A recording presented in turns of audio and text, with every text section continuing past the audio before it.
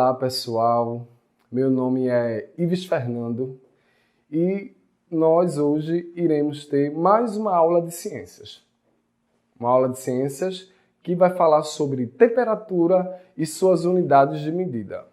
A temperatura, na realidade, é um equilíbrio térmico. São medidas de temperatura, escalas termométricas, que vão passar por algumas convenções. Então, se eu vou falar de temperatura, eu tenho que dar o conceito de temperatura. O conceito de temperatura é o seguinte: temperatura é um estado de agitação das moléculas. E essas moléculas, elas podem estar muito agitadas e também ela pode estar pouco agitadas. Quando eu falo muito agitadas, é porque a temperatura está alta.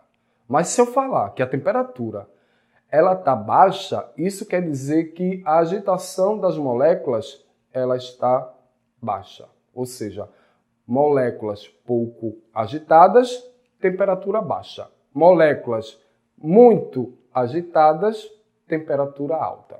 E daí a gente fala sobre equilíbrio térmico.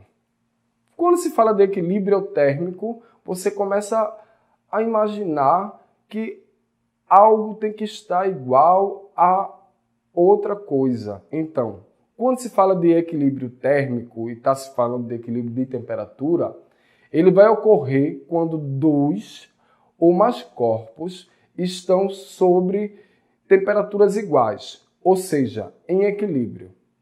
Um exemplo, tá, que você pode observar nessa imagem. Eu tenho ali um copo, né, com café e eu vou colocar leite. O café, todo mundo gosta de tomar o café quente. Ou seja, se o café está quente, isso quer dizer que as moléculas elas estão bastante agitadas. Mas se você for pegar o leite que está lá na geladeira, o leite ele vai estar sob outra temperatura. As moléculas elas não estão tão agitadas.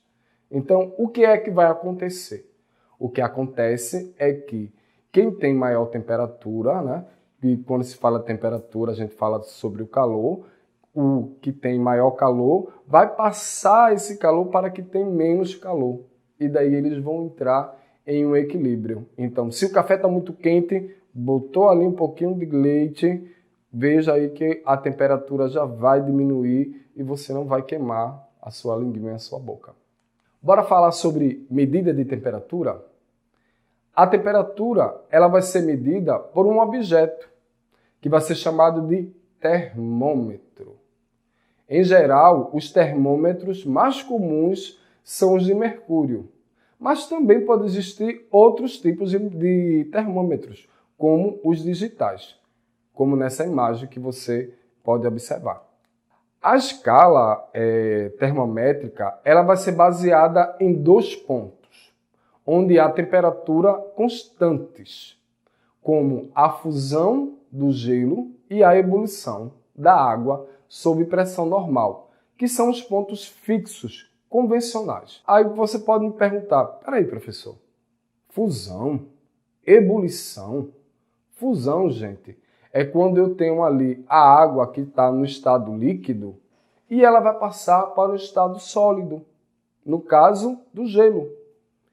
E ebulição é quando a água ela vai se encontrar no estado que está líquido e ela vai começar a borbulhar e vai passar para um estado que a gente chama de estado gasoso.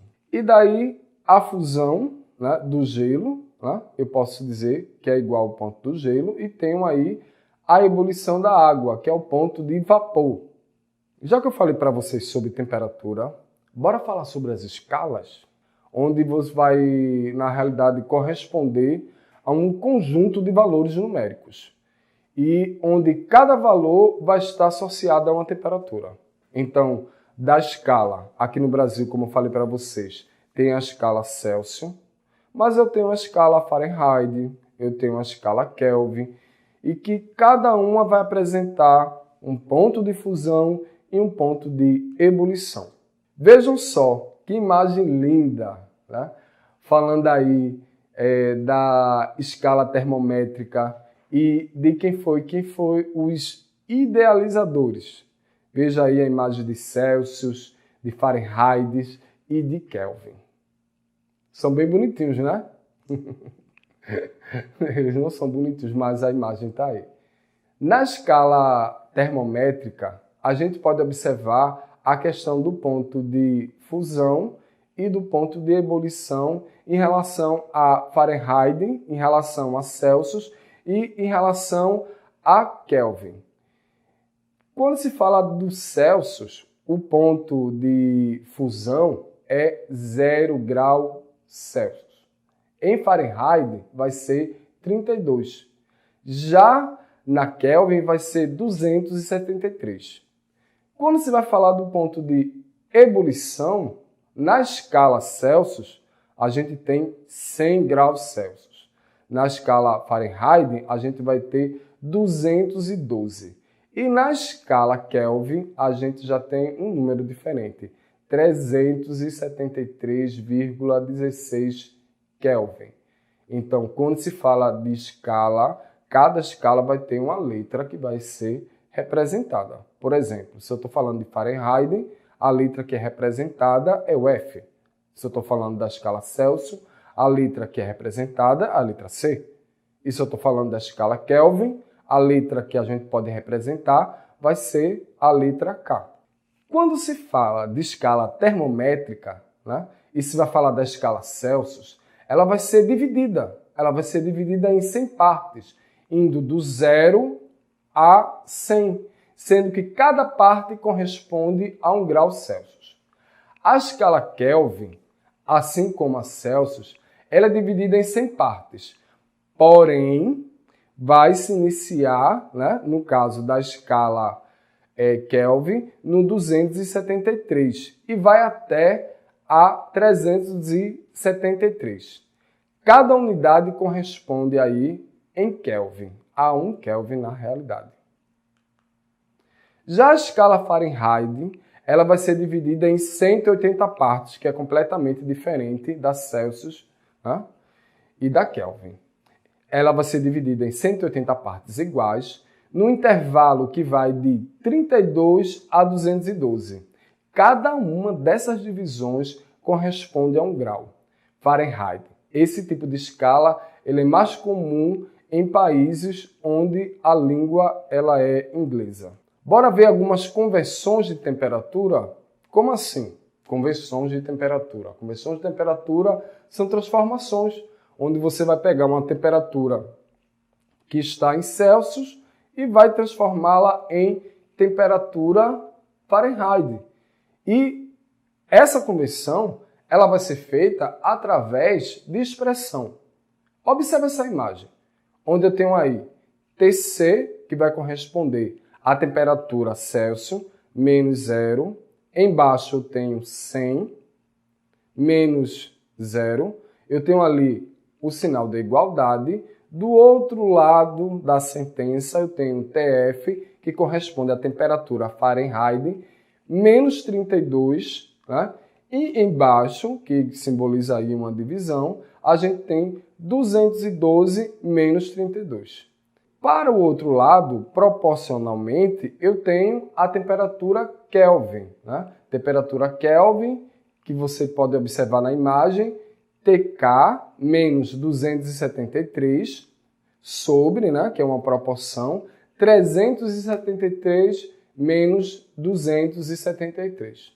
Então, através dessas proporcionalidades, você pode fazer as conversões de temperatura. Bora resolver um exemplo, né? Uma expressão para a gente poder fazer essa conversão.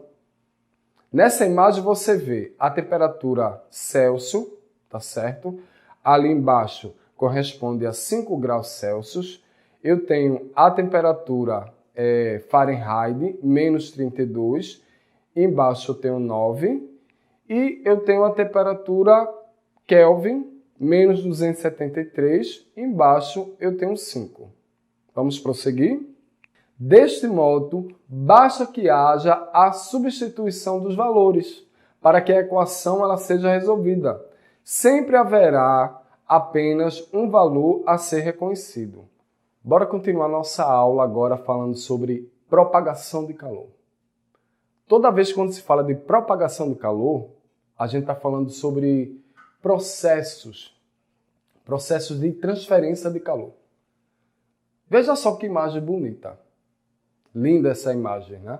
Essa ilustração, esse desenho, onde você vê lá uma pessoa teimosa porque pegou um espeto metálico, porque quando se vai falar de condução de calor, a gente sabe que vai existir materiais que são bons condutores e maus condutores.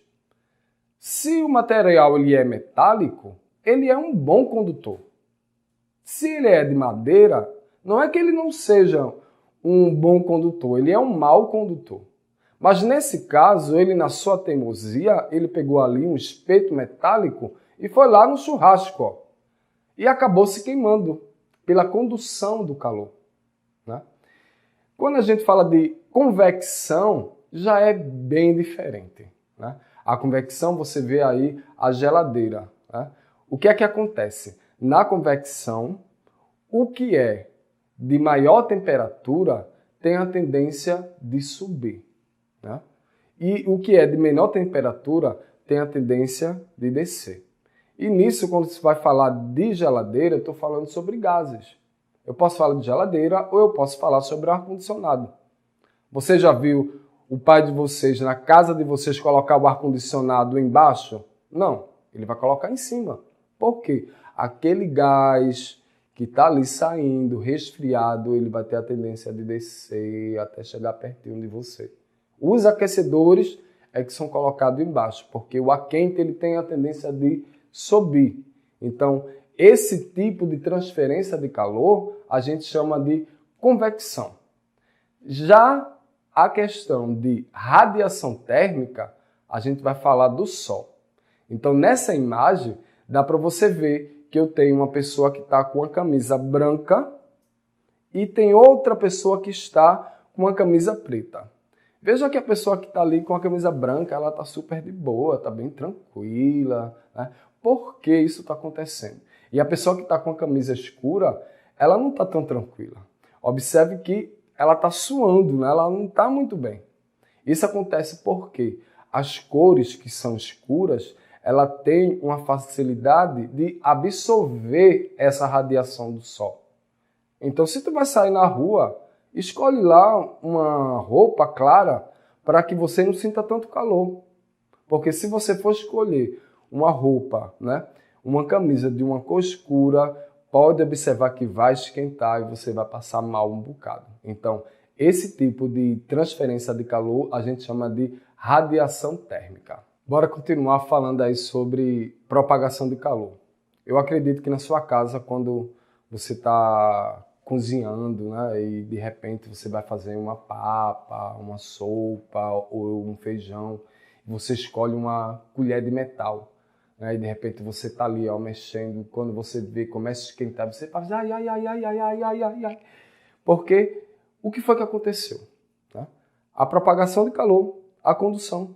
Então, nessa imagem que você pode observar, né, a gente fala sobre a condução.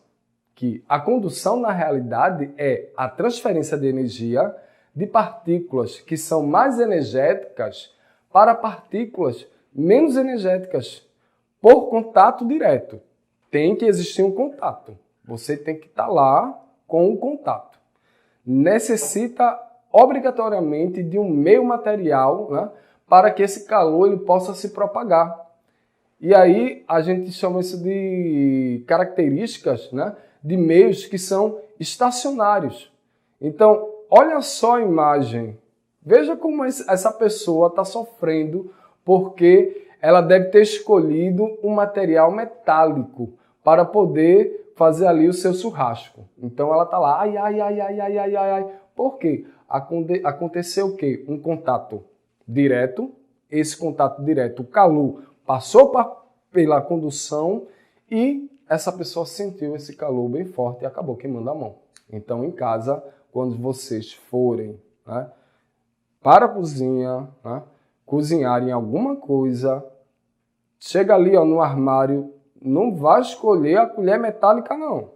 Escolha sempre um material que seja um mau condutor, ou seja, uma colher de madeira, né? Quando você for fazer a sua papa, por exemplo. Né? E aí a gente vê, né? Outro exemplo, outra imagem linda sobre essa questão da condução do calor.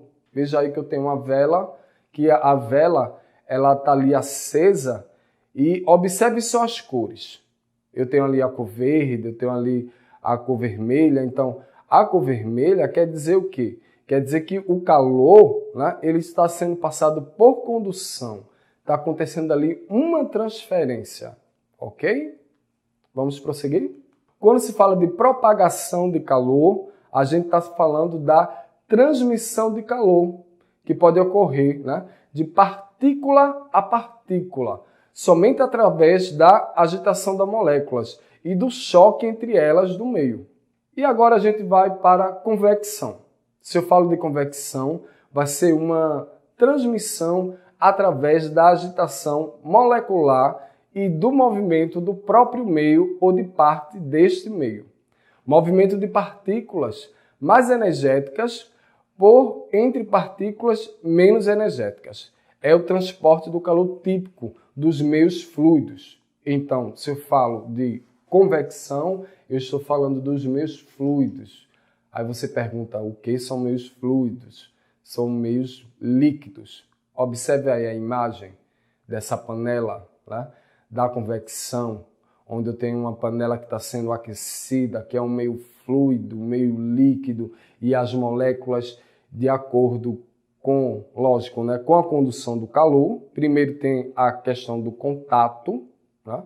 Tem que existir um contato direto. Então, quando você liga o fogo ele não está entrando em contato com a panela, e ali aquele meio fluido, meio líquido, ele começa, aquelas moléculas, elas começam a se agitar, se agitar e se agitar.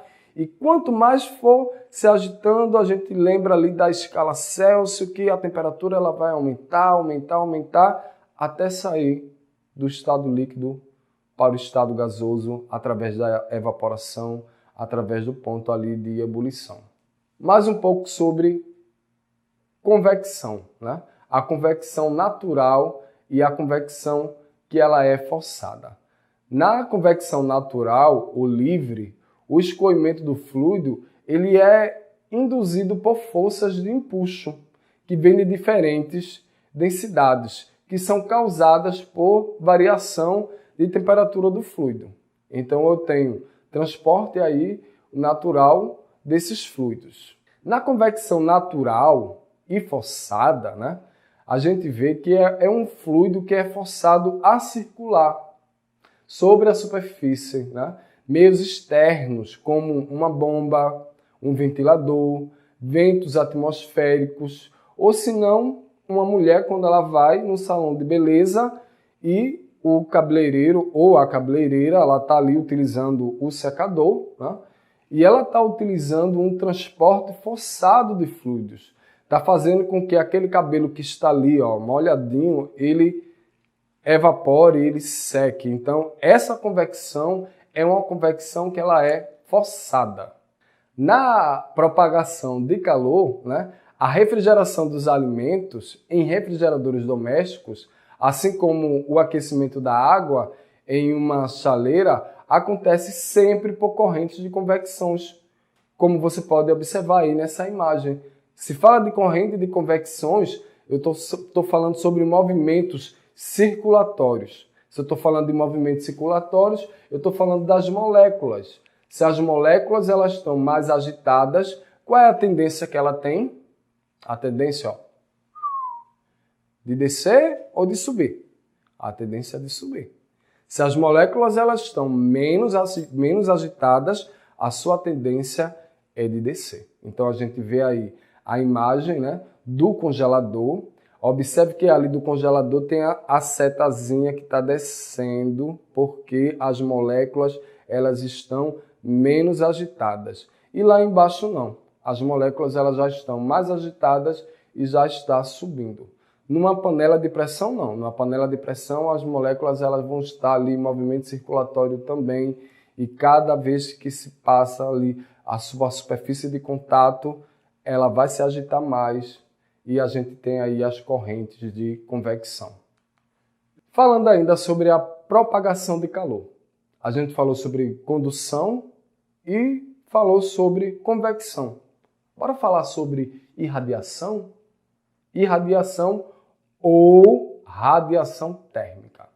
Então, toda matéria que se encontra a uma temperatura acima de zero absoluto, né?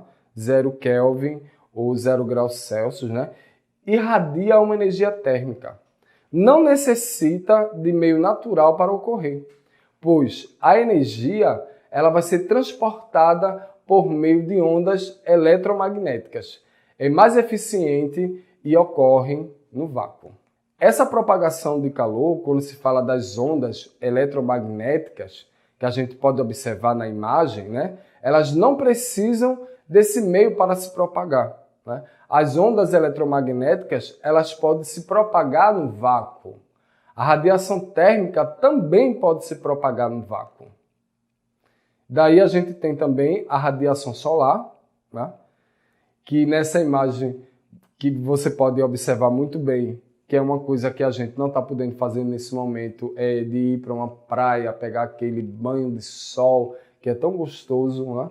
Então, a radiação solar, ela vai ser um processo de propagação de energia, na forma de ondas eletromagnéticas que vão ser ali absorvidas. Essas ondas, elas vão se transformar em energia térmica. Então, no banho de sol, né? Ou no banho de luz solar, recebemos, dentre outras radiações, a radiação ultravioleta, a radiação infravermelha, sendo que a ultravioleta ela produz o bronzeamento.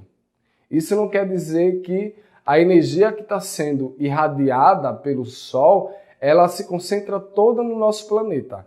Ela, como vocês podem observar nessa imagem, a energia do Sol, né, que está sendo ali irradiada, uma parte dela vai ficar no nosso planeta e a outra parte dela vai voltar para o universo, né? E daí, falando sobre a propagação de calor, a gente pode falar sobre o efeito estufa. O que é o efeito estufa? O efeito estufa, na realidade, vai se tratar de um fenômeno natural. Vejam só, fenômeno natural. Natural que é responsável pelo aquecimento do nosso planeta. Sem ele, seria impossível haver condições propícias à vida na Terra, né? E seu objetivo é manter o equilíbrio da temperatura na Terra. Alguns materiais, como o vidro, o plástico, eles vão dificultar, de certa forma, a radiação térmica, que é a forma de transmissão de calor por meio de radiação eletromagnética. Mas eles permitem a passagem da luz. Por isso, a maioria das estufas elas possuem uma cobertura ou de vidro ou de plástico. Falando ainda de propagação de calor, né? Bora falar aí sobre termografia. A termografia, na realidade, ela vai ser uma técnica que se estende à visão humana através do espectro infravermelho. Toda vez que você produz um exercício físico numa determinada parte do corpo, as suas moléculas elas vão entrar em agitação, até mesmo porque o nosso corpo ele é constituído aí de líquido. Então, nessa imagem, dá para observar que uma pessoa ela realizou um exercício físico nessa parte aqui superior, e essa parte superior, através da termografia do espectro vermelho, dá para se observar que essas moléculas elas estão numa agitação muito maior. A utilidade da termografia, né, é para ver o calor e para identificar alguns problemas. Na imagem que a gente pode observar, né, a gente vê que tem um papel muito importante, principalmente na área de manutenção preditiva através da utilização, que a gente pode eliminar muitos problemas na produção, evitando aí algumas falhas elétricas, mecânicas e fadiga de alguns materiais. Vou falar sobre transmissão de calor por radiação. Então comece a pensar. Transmissão por calor, por radiação. Radiação, pessoal, é a energia solar.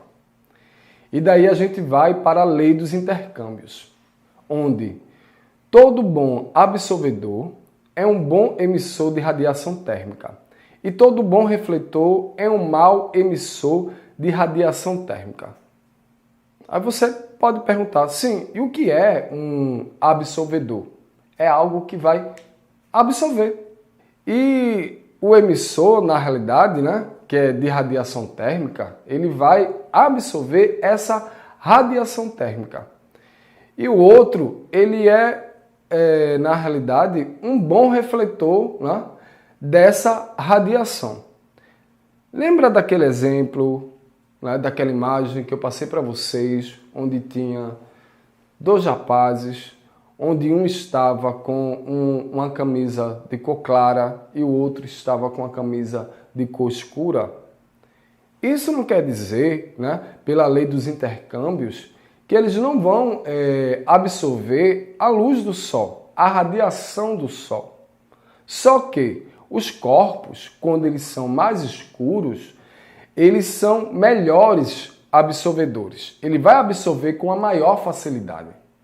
Mas quando os corpos eles são mais claros e polidos, eles irão ser mal absorvedores. Vai absorver sim, vai refletir, tá? Mas não vai absorver tanto em relação a um corpo escuro. E daí a gente vê, né, nessa imagem, né, esse processo de transferência de calor, né? A convecção, a condução e a radiação em um mesmo local. Né? Observe que nessa imagem tem uma pessoa que está com uma panela em contato, então eu tenho o quê? A condução, ela está em contato diretamente com o fogo. Tem a radiação, tá certo? A radiação que é o calor que está sendo ali emitido, e tem a convecção. Dentro da panela está acontecendo ali aquele mecanismo de agitação de moléculas. Continuando falando sobre temperatura, né? Sobre condução de calor, sobre propagação, a gente vai ver agora um pouco sobre histórias dos combustíveis e das máquinas térmicas. A máquina térmica, na realidade, ela vai ser um dispositivo que vai transformar a energia interna de um combustível em energia mecânica. Também pode ser definida como o dispositivo capaz de converter calor em trabalho. Então veja só, é uma máquina, né, antiga, está se falando de história, vai ser uma máquina antiga que vai utilizar o calor e ela vai transformar esse calor em energia, ela vai transformar esse calor em um combustível, ela vai transformar esse calor em uma energia mecânica, né, para que aquela máquina possa realizar um determinado trabalho. Essa máquina a vapor, como vocês estão vendo, a eolípele, né, ou eolípila, ela na realidade ela foi feita aí por Heron de Alexandria. É uma pequena esfera de cobre com dois caninhos torcidos. Ela tinha ali água no seu interior. Então, essa água no interior, quando ela era aquecida, ela fazia com que esses caninhos, né, se transformassem em energia e começasse ali o seu movimento. Veja aí essa máquina, essa história desse combustível, né, a eolípila. Ela é colocada sobre um tripé, né? Esse tripé, como a imagem que você pode observar, esse tripé é sobre o fogo e água, né? Essa água ela fervia e o vapor que saía dos caninhos é que fazia com que essa esfera rodasse. Ou seja, era uma energia térmica que estava sendo transformada numa energia mecânica para fazer com que esses caninhos entrassem em movimento, essas esferas elas pudessem rodar através do vapor. Só que logo disso veio uma revolução industrial, a Revolução Industrial do século XVIII, que é um conjunto de mudanças tecnológicas com um profundo impacto no processo produtivo. Teve a melhoria da máquina a vapor pelo físico escocês James para ser usada em bombas de águas das minas de carvão e depois passou a ser utilizada em locomotivas e barcos a vapor. Se tratando um pouco aí das histórias dos combustíveis das máquinas térmicas, teve uma evolução. E quando se fala dessa evolução, a gente está falando da Revolução Industrial. Essa revolução ela aconteceu no século XVIII. Teve um conjunto de mudanças tecnológicas com um profundo impacto no processo produtivo. Teve a melhoria da máquina a vapor pelo físico escocês James Watt, que para ser usadas em bombas de águas das minas de carvão. Depois ele passou a utilizar em locomotivas e barcos a vapor. E aí a gente vai ver a imagem aí de James Watt da máquina a vapor, tá certo? Falando mais, né? Essa máquina bem histórica, veja que essa imagem é bem diferente da outra imagem. É lógico que houve aí o processo de revolução, houve a evolução da máquina a vapor. Falando ainda, né, da história do combustível, a gente pode falar da turbina a vapor. Né? A turbina a vapor ela vai funcionar de forma semelhante à máquina de Heron. Né? Ela é usada em usinas para a produção de energia elétrica. A turbina aí que é feita a vapor. Bom, pessoal, nesse assunto a gente teve a oportunidade de ver a questão de temperatura, né? As temperaturas de Celsius, Kelvin, Fahrenheit, a gente viu a questão de convenções, vimos também a questão da propagação do calor, quando se falou de condução, de convecção, de radiação. Vimos ainda um pouquinho da história, né, das máquinas que eram utilizadas, né, para produzir energia mecânica através da temperatura e do vapor. Então, por hoje eu vou ficando por aqui. Um grande abraço aqui e até a próxima.